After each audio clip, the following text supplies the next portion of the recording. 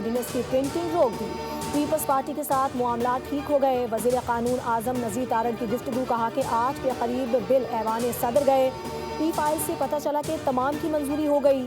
Senate اور قومی assembly میں اصل فائل سے حقیقت سامنے آئی۔ وزیر قانون کی سب کو مل کر بیٹھنے کی دعوت، بولے رویہ اور سوچ تبدیل کرنا ہوگی۔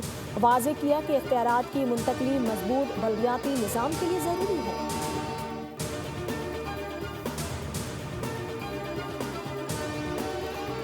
این پی اے سی کی D G I S P R سے جی ایچ کیو میں ملاقات۔ قومی بیانیے کے فروغ کے لیے مکمل تعاون کی یقین دہانی کروائی گئی۔ فتنہ الخوارج اور ٹی ٹی پی کے تنازع میں داخلی سلامتی پر جامع گفتگو ہوئی۔ پاک افواج سے ریاست دشمن بیانیوں کے خلاف مشترکہ عزم کا اظہار۔ کشمیر اور غزہ پر اصولی موقف کی توثیق کی گئی۔ نفرت انگیزی اور فرقہ واریت کے خلاف زیرو ٹالرنس پالیسی اپنانے پر اتفاق ہوا۔ D G I S P R نے کہا کہ قومی سلامتی کے امور میں یکسوئی وقت کی ضرورت ہے۔ مظلوموں کی حمایت پاکستان کی اخلاقی ذمہ داری ہے۔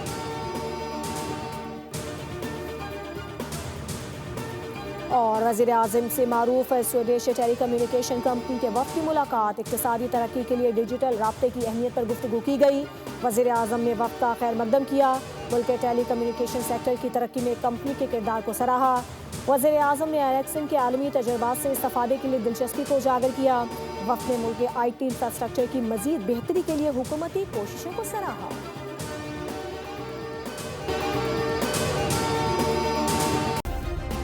سبسکرائب کریں اور بیل دبائیں تاکہ کوئی خبر رہ نہ جائے۔